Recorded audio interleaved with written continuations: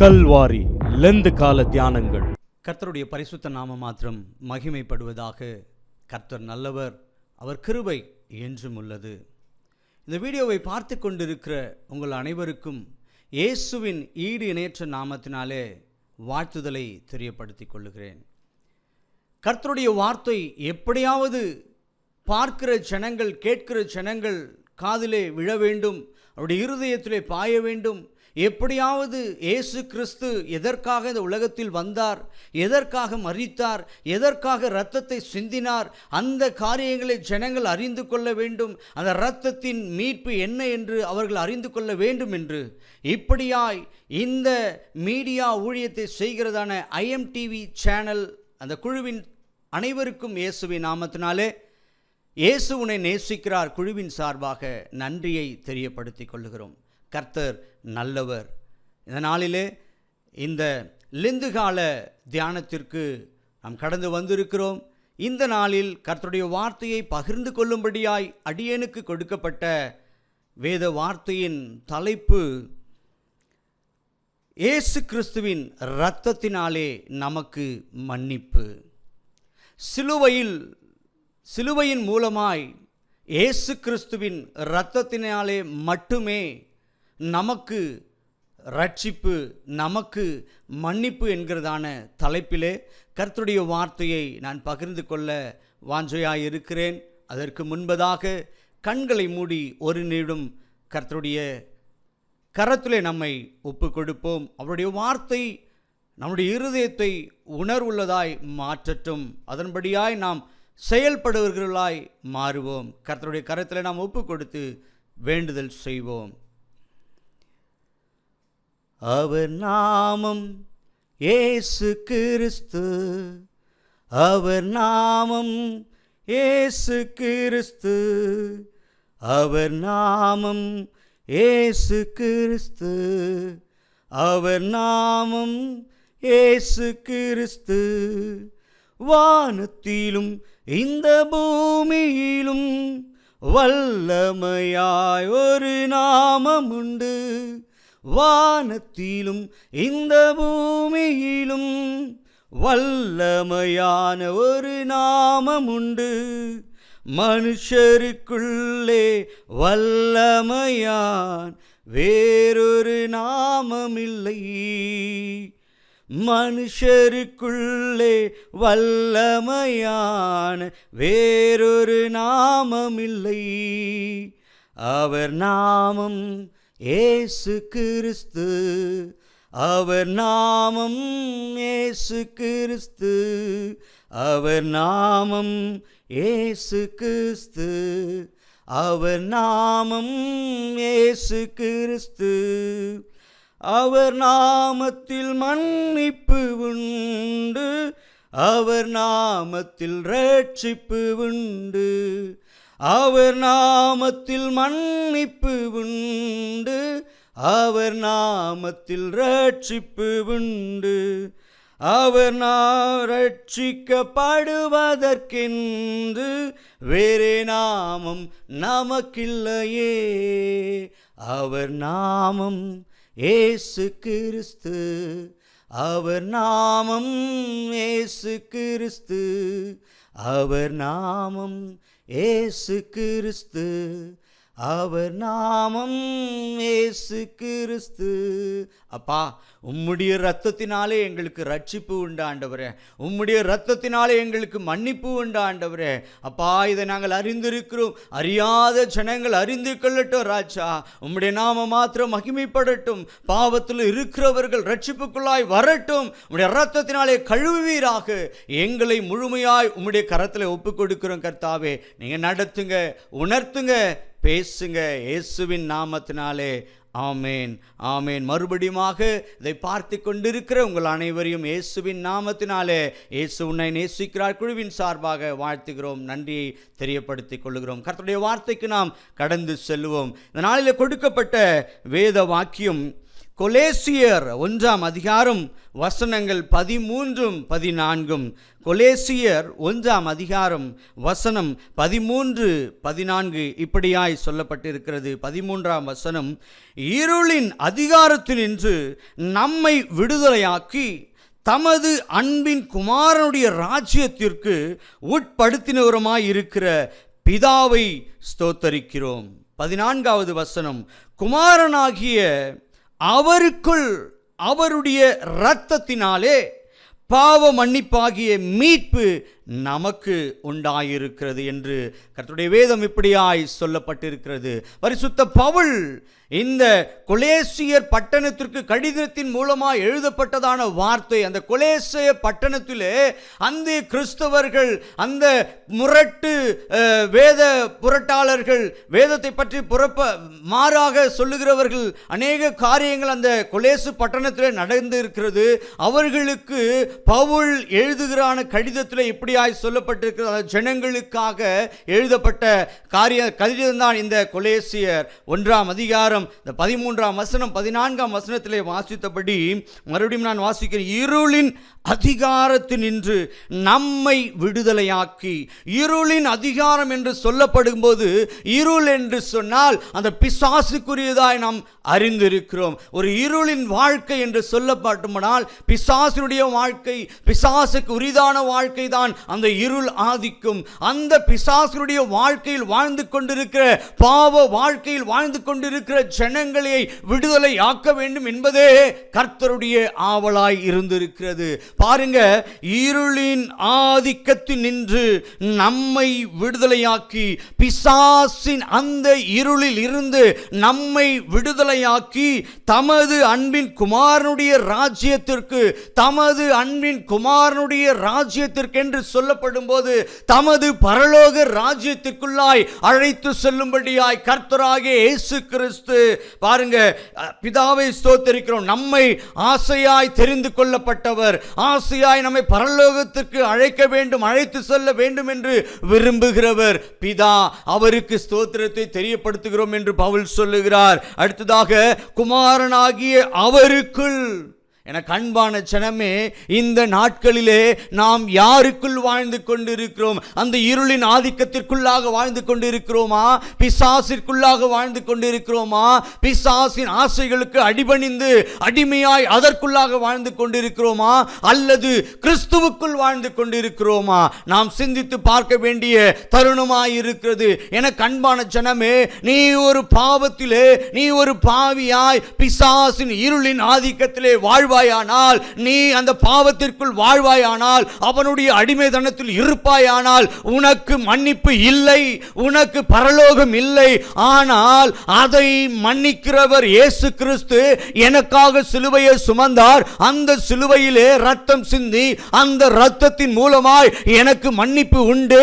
அந்த மன்னிப்பின் நிமித்தமாய் நான் பரிசுத்தமாக்கப்படுவேன். கர்த்தர் வரும்போது அவரோடு நான் கடந்து செல்லுவேன். அந்த பரலோக ராஜ்யம் எனக்கென்று குறிக்கப்பட்டு இருக்கிறது என்று நீ நடப்பாயானால், அந்த இருளின் ஆதிக்கத்தில் இருந்து வெளியே வருவாயானால், கர்த்தராகிய இயேசு கிறிஸ்து என்று நமக்கென்று உண்டாக்கி வைத்திருக்கிற பரலோக ராஜ்யத்திற்குள்ளே நாம் நுழைய தகுதியுள்ளவர்களாய் காணப்படுகிறோம். ஆனால் நாம் எதற்குள்ளாக வாழ்ந்து கொண்டிருக்கிறோம் என்று நாம் சிந்தித்து பார்த்து அதன்படியாய் செயல்பட வேண்டும் என்று கர்த்தராகிய இயேசு கிறிஸ்து விரும்புகிறார். பவுல் அப்படியாகத்தான் இந்த கொலேசியர் பட்டணத்தில் இருக்கிற ஜனங்களுக்கு இதை எழுதுகிறார். அந்த ஜனங்கள் இருளின் ஆதிக்கத்தில் இருந்து வெளியே வர வேண்டும், பரிசுத்தமாக வேண்டும், கர்த்தருடைய பரலோக ராஜ்யத்தை சுதந்தரித்துக் கொள்ள வேண்டும் என்பதே அவருடைய ஆவலாய் இருக்கிறபடியால் இந்த கடிதத்தை எழுதுகிறார். இதை கேட்டுக் கொண்டிருக்கிற எனக்கு அன்பான ஜனமே, இந்த வேதத்தில் சொல்லப்பட்டிருக்கிற வார்த்தைகள் இந்த நேரத்தில் கேட்டுக்கொண்டிருக்கிற உங்களுக்கும் எனக்கும் கர்த்தராகிய இயேசு கிறிஸ்து உணர்த்துகிற வார்த்தை,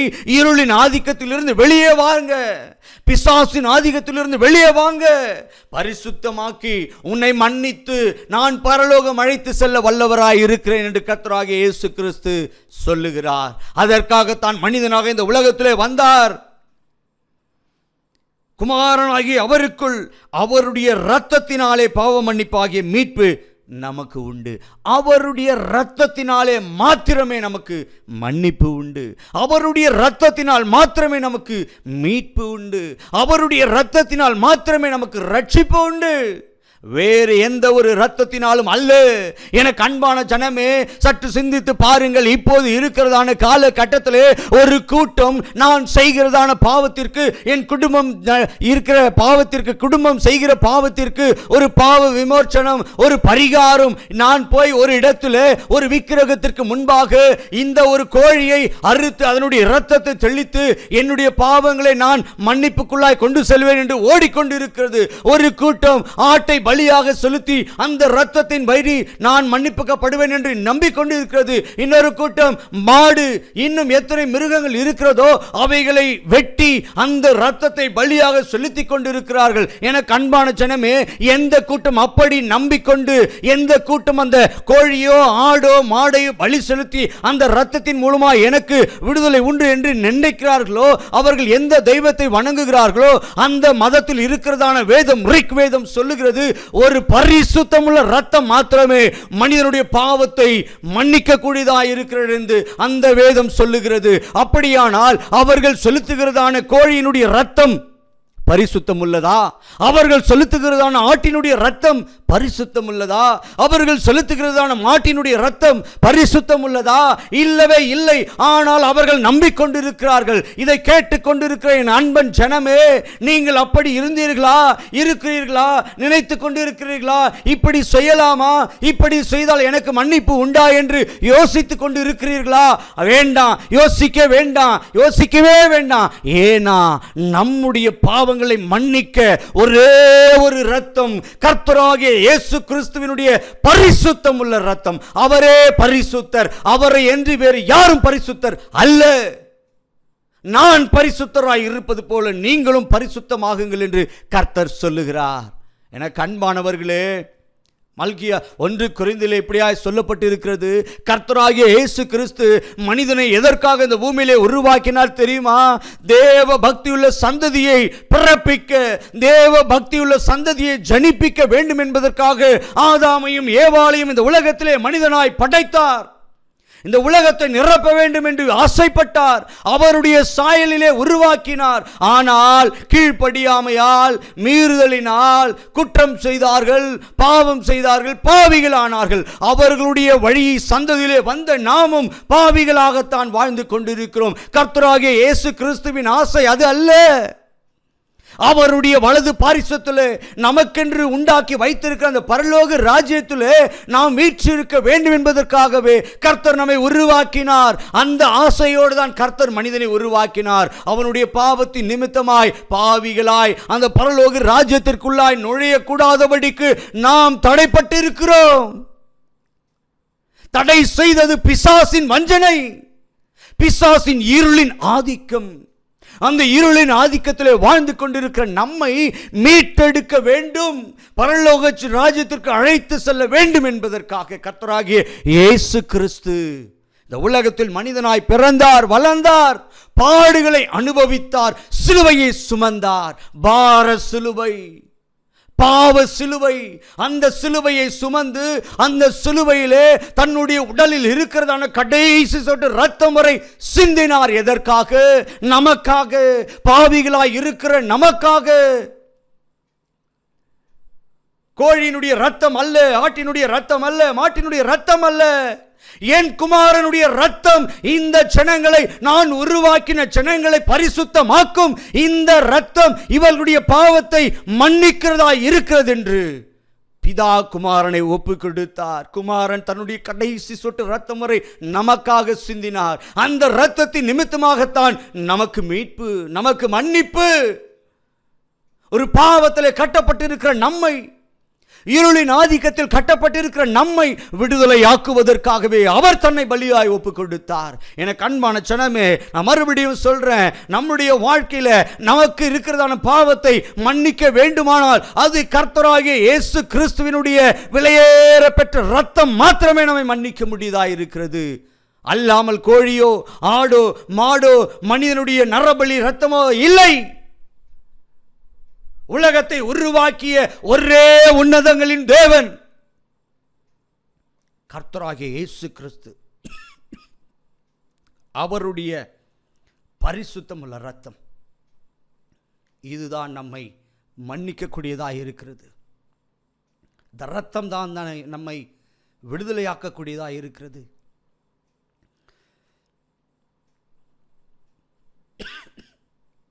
கர்த்தராகிய இயேசு கிறிஸ்துவின் ரத்தம் விலையேற பெற்றது. கர்த்தராகிய இயேசு கிறிஸ்துவின் ரத்தம் எல்லாவற்றிலும் ஜெயத்தை கொடுக்கக்கூடியதாக இருக்கிறது. இதை நாம் உணர்ந்தவர்களாய், அறிந்து கொண்டவர்களாய், நான் செய்த பாவத்திற்காக, நான் செய்த மீறுதலுக்காக கர்த்தராகிய இயேசு கிறிஸ்து அந்த பார சிலுவையை சுமந்தாரே, கர்த்தராகிய இயேசு கிறிஸ்து அந்த சிலுவையிலே தன் இரத்தத்தை சிந்தினாரே, இவைகள் உங்கள் கண்முன்னாய் கொண்டு வாருங்கள். இந்த உலகத்தில் யார் நமக்காக ஒரு உதவி செய்துவிட முடியும்? இந்த உலகத்தில் இருக்கிற மனிதர்கள் யார் நமக்காக தன்னுடைய உறுப்பை தானமாய் கொடுக்க முடியும் மனமுகந்து? ஆனால் நமக்காக தன்னுடைய ஒரே பேரான குமாரனை கொடுத்தார் பிதா. அவருடைய முழு இரத்தத்தையும் உடலில் இருந்த கடைசி சொட்டு இரத்தம் வரை சிந்தி நம்மை கழுவினார், நம்மை ரட்சித்தார், நம்முடைய பாவங்களை மன்னித்தார். வேதம் இப்படியாய் சொல்லுகிறது, ஒருவன் எனக்கு பின்னே வர விரும்பினால் அவன் தன்னுடைய அனுதினமும் தன்னுடைய சிலுவையை சுமந்து வர கடவன் என்று. இப்போ நம்ம பாவத்திலிருந்து விடுதலை ஆகி வந்து விட்டோம். கர்த்தராகிய இயேசு கிறிஸ்துவின் ரத்தம் என்னை விடுதலை ஆக்கியது என்று விசுவாசிக்கிறவர்கள் கர்த்தருக்கு பின்னாய் கடந்து செல்ல ஆயத்தமாய் இருக்க வேண்டும். பரலோகத்திற்கு செல்ல நான் ஆயத்தமாய் இருக்க வேண்டும் என்று தீர்மானிக்கிறவர்கள் அவரை பின்பற்ற வேண்டும். அவர் பரலோக ராஜ்யத்திற்கு செல்லுகிறார், அவர் பரிசுத்தர், அவரை போல நானும் பரிசுத்தமாக வேண்டும் என்று வாஞ்சிக்கணும். பரிசுத்தமாகாமல் இன்னும் பாவத்தில் வாழ்ந்து கொண்டிருக்கிற ஜனங்கள் பாவத்தை கழுவ வேண்டும். அந்த பாவத்தை கழுவுவதற்கு ஒருவர் இருக்கிறார். என்னுடைய பாவத்தை கழுவுவதற்கு நான் சொல்லுகிறேன், இந்த நாட்களிலே பாவம் எது, நல்லது எது, கெட்டது எது என்று அறிந்தே நாம் தவறுகளை செய்து கொண்டிருக்கிறோம். பாவங்களை அனுதினமும் செய்து கொண்டிருக்கிறோம். ஒரு காரியம் இது பாவம் என்று நமக்கு தெரியும், ஆனாலும் அதை நாம் செய்கிறோம். கர்த்தர் இதை விரும்பவில்லை. நீ பாவியாய் வாழ்வதை விரும்பவில்லை. பாவத்திலே இருப்பது கர்த்தருக்கு பிரியமில்லை. இருளிலே வாழ்வது கர்த்தருக்கு பிரியமில்லை. நீ விடுதலையாக வேண்டும். என்னால் உருவாக்கப்பட்டவன் இந்த பாவத்திலே வாழக்கூடாது, பாவத்திலே கட்டுண்டவர்களாய் இருக்கக்கூடாது, அடிமையாய் இருக்கக்கூடாது, அவர்களை விடுதலையாக்கி நான் பரலோகத்துக்கு அழைத்து செல்வேன் என்று கர்த்தர் தன்னை ஒப்பு கொடுத்தார். ஹல்லேலூயா! கர்த்தர் நல்லவர்ங்க. எபேசியர் 1:7 தான் சொல்லுது, அவருடைய கிருபையின் ஐஸ்வரியத்தின்படியே இவருடைய இரத்தத்தினாலே பாவ மன்னிப்பாகிய மீட்பு இவருக்குள் தமக்கு உண்டாயிருக்கிறது. கர்த்தருக்குள், இயேசு கிறிஸ்துவுக்குள் நமக்கு மன்னிப்பு உண்டாயிருக்கிறது, மீட்பு உண்டாயிருக்கிறது. கர்த்தர் நல்லவருங்க. இந்த உலகத்தில் யாருமே செய்யக்கூடாத காரியத்தை கர்த்தர் நமக்காக செய்தார். அநேக பாடுகள், அநேக உபத்திரவங்கள், அநேக அடிகள், அநேக உதைகள், காரி துப்பினார்கள், முகத்தில் ஈட்டியால் அடித்தார்கள், விழாவிலே குத்தினார்கள். எவ்வளவு வலி, எவ்வளவு வேதனை, எவ்வளவு இரத்தம் சிந்தப்பட்டது. எல்லாவற்றையும் சகித்தாரே. எதற்காக? நமக்காக. அவரால் உருவாக்கப்பட்ட மனிதர்களாகிய நமக்காக. நாம் பாவத்தை விட்டுவிட வேண்டும் என்பதற்காக, அந்த பாவ கட்டில் இருந்து விடுதலை ஆக்க வேண்டும் என்பதற்காக கர்த்தராகிய இயேசு கிறிஸ்து சிலுவையிலே மரித்தாருங்க. சிலுவையிலே இரத்தத்தை சிந்தினாரு. இதை உணர்ந்தவர்களாய் நாம் ஆழ்கிறோமா? நாம் பாவத்திலிருந்து விடுதலையாகி இருக்கிறோமா? கர்த்தருடைய ஆசையின்படி நாம் விடுதலையாகி ரட்சிப்புக்குள்ளாய் இருக்கிறோமா? அதை உணர்ந்தவர்களாய் வாழ்வோமானால் கர்த்தர் நம்மோடு இருப்பார். அவரோடு நம்மை அழைத்து செல்லுகிறவராய் இருக்கிறார். எனக்கு அன்பானவர்களே, இந்த வார்த்தையை கேட்டுக்கொண்டு இருக்கிற உங்களை கர்த்தர் ஆசீர்வதிப்பார். உங்களுடைய இருதயத்தில் இந்த வார்த்தைகள் உணர்வுள்ளதாய் மாறும்படியாய் கர்த்தர் செய்வார் என்று நான் கர்த்தருக்குள் விசுவாசிக்கிறேன். ஏனோ தானவென்று இருந்து விடாமல் இந்த பாவத்திலே நான் இந்த உலகத்திலே பாவியாய் வாழ்வேனானால் பரலோகம் எனக்கு இல்லை என்று முடிவு செய்து கொள்ளுங்கள். ஆனால் நான் பரலோகத்திற்கு செல்ல வேண்டுமானால் என் பாவம் மன்னிக்கப்பட வேண்டும், என் பாவத்தில் இருந்து வெளியே வர வேண்டும், என் இருளின் ஆதிக்கத்தில் இருந்து வெளியே வர வேண்டும், பிசாசின் பிடியிலிருந்து விடுதலை ஆக வேண்டும் என்று நீங்கள் உங்களை ஒப்புக் கொடுப்பீர்களானால் உங்கள் பாவங்களை மன்னித்து உங்களை ரட்சிக்க, உங்களை விடுதலையாக்க கர்த்தர் வல்லவராய் இருக்கிறார். அவருடைய இரத்தம் வல்லமை உள்ளதாய் இருக்கிறது. அவருடைய இரத்தம் எல்லாவற்றிலும் ஜெயத்தை கொடுக்கக்கூடியதாய் இருக்கிறது என்பதை இந்த இடத்துல நான் உங்களுக்கு தெளிவுபடுத்துகிறேன். இரத்தம் சிந்துதல் இல்லாமல் ரட்சிப்பு இல்லை.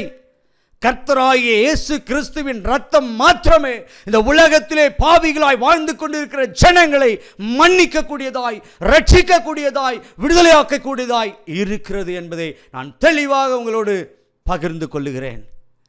வேதம் அப்படிதான் சொல்லுகிறது. கர்த்தராகிய இயேசு கிறிஸ்து சிலுவையிலே தன்னை ஒப்பு கொடுத்தார், தன்னுடைய இரத்தத்தை சிந்தினார், ஜனங்களின் பாவங்களை மன்னிக்க, ஜனங்களின் பாவங்களை கழுவ அவர் தன்னுடைய இரத்தத்தை சிந்தினார். இதுதான் சத்தியம், இதுதான் உண்மை. என கண்பானவர்களே, பாவத்திலிருந்து வெளியே வாங்கல். வேதம் சொல்லுகிறது, தன் பாவங்களை மறைக்கிறவன் வாழ்வடைய மாட்டான், அவைகளை அறிக்கை செய்து விட்டு விடுகிறவன் எவனோ அவன் இரக்கம் பெறுவான். யார் ஆசீர்வதிக்கப்பட்டவன், யார் பாக்கியவான்? வேதம் சொல்லுகிறது, சங்கீதம் 32:1-2 தன்னுடைய பாவங்களை யார் மறைக்கிறான் அவன் வாழ மாட்டான். சங்கீதம் 32:1-2 இப்படியாய் சொல்லுகிறது, யார் ஆசீர்வதிக்கப்பட்டவன், யார் மன்னிக்கப்பட்டவன். சங்கீதம் 32:1 வாசிக்கிறேன் நான். எவனுடைய மீறுதல் மன்னிக்கப்பட்டதோ, எவனுடைய பாவம் மூடப்பட்டதோ அவன் பாக்கியவான். எவனுடைய மீறுதல் மன்னிக்கப்பட்டதோ, எவனுடைய பாவம் மூடப்பட்டதோ அவன் பாக்கியவான். எவனுடைய அக்கிரமத்தை கர்த்தர் எண்ணாதிருக்கிறாரோ, எவனுடைய ஆவியில் கபடமில்லாது இருக்கிறதோ அவன் பாக்கியவான். நம்முடைய மீறுதல்கள், நம்முடைய பாவங்கள் மன்னிக்கப்பட்டால் ஒழிய நாம் ஆசீர்வதிக்கப்பட மாட்டோம், நாம் விடுதலையாக மாட்டோம், நாம் ரட்சிக்கப்பட மாட்டோம். என்னுடைய பாவங்கள் மன்னிக்கப்பட வேண்டும், என்னுடைய மீறுதல்கள் மன்னிக்கப்பட வேண்டும், இருளில் இருந்து நான் வெளியே வர வேண்டும் என்று வாஞ்சிக்கிறவர்கள் கர்த்தரிடத்திலே ஒப்பு கொடுங்கள். பிதாவே, என்னை மன்னியும், நான் பாவியாய் வாழ்கிறேன், பாவத்திலே அமிழ்ந்து கொண்டு இருக்கிறேன், பாவத்திலே கட்டுண்டவனாய் இருக்கிறேன், இருளின் ஆதிக்கத்திலே இருக்கிறேன், எனக்கு ஒரு விமோசனம் உண்டா, எனக்கு ஒரு வெளிச்சம் தெரியாதா, நான் பரலோகம் வர முடியாதா, இந்த பாவத்தை விட்டு பரிசுத்தமாய் மாற முடியாதா, என்னை அழைத்து செல்ல மாட்டீரா என்று யார் ஆவலோடு வாஞ்சையோடு இருக்கிறீர்களோ உங்களை அவருடைய சமூகத்திலே ஒப்பு கொடுங்க. அவர் உங்கள் பாவங்களை மன்னிக்க வல்லவராய் இருக்கிறார். அவருடைய இரத்தம் உங்களுடைய பாவங்களை மன்னிக்கூடியதாய் இருக்கிறது, ரட்சிப்புக்குள்ளே கொண்டு வருகிறதாய் இருக்கிறது. அவர் உங்களை பரிசுத்தமாக்கி பரலோகம் அழைத்து செல்லுகிறவராய் இருக்கிறார். அவர் நல்லவர், அவர் வல்லவர், சர்வ வல்லமை உள்ளவர். கர்த்தருடைய நாமம் மாத்திரம் மகிமைப்படுவதாக.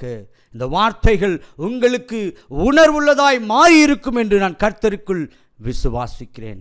கர்த்தர் நல்லவர். கண்களை மூடி நாம் ஜெபிப்போம். Thank you Jesus. உம்முடைய வார்த்தைகள் எங்களுக்கு நேராய் வந்ததற்காக நான் நன்றி செலுத்துகிறேன் ராஜா. உம்முடைய பரிசுத்தமுள்ள இரத்தம் என்னை கழுவக்கூடியதாய் இருக்கிறது. உம்முடைய பரிசுத்தமுள்ள இரத்தம் என்னை விடுதலையாக்கக்கூடியதாய் இருக்கிறது. என்னை உம்முடைய கரத்தில் நான் ஒப்பு கொடுக்கிறேன். என் இருளின் ஆதிக்கத்திலிருந்து கர்த்தர் விடுதலையாக்குவீராக. என் வாழ்க்கையில் இருந்து கர்த்தர் விடுதலையாக்குவீராக. என் பாவங்களை உம்முடைய இரத்தத்தால் கழுவுவீராக, பரிசுத்தமாக்குவீராக. பரலோகம் அழைத்து செல்லுங்க ஆண்டவரே, என்னை ஒப்பு கொடுக்கிறேன் என்று ஒப்பு கொடுப்போமா? தகப்பனே நடத்துங்க, ஆசீர்வதிங்க. இயேசுவின் ஈடு இணையற்ற நாமத்தினாலே இவைகளை தயவாய் கேட்கிறோம் நல்ல பிதாவே. ஆமேன், ஆமேன். இந்த வார்த்தையை கேட்ட உங்களை மறுபடியும் இயேசுவின் நாமத்தினாலே, இயேசு உன்னை நேசிக்கிறார் குழுவின் சார்பாக வாழ்த்துகிறேன், நன்றி தெரிவித்துக் கொள்கிறேன். ருசியாய் கூட இந்த IMTV சேனலுக்காக நாங்கள் நன்றி செலுத்துகிறோம். கர்த்தர் இன்னும் அநேக ஊழியங்களை, இன்னும் அதிகமான ஊழியங்களை இந்த மீடியாவை கொண்டு உங்களை உயர்த்த வல்லவராய் இருக்கிறார். அதற்காக நாங்கள் பிரார்த்திக்கிறோம். கர்த்தர் நல்லவர். ஆமேன், ஆமேன்.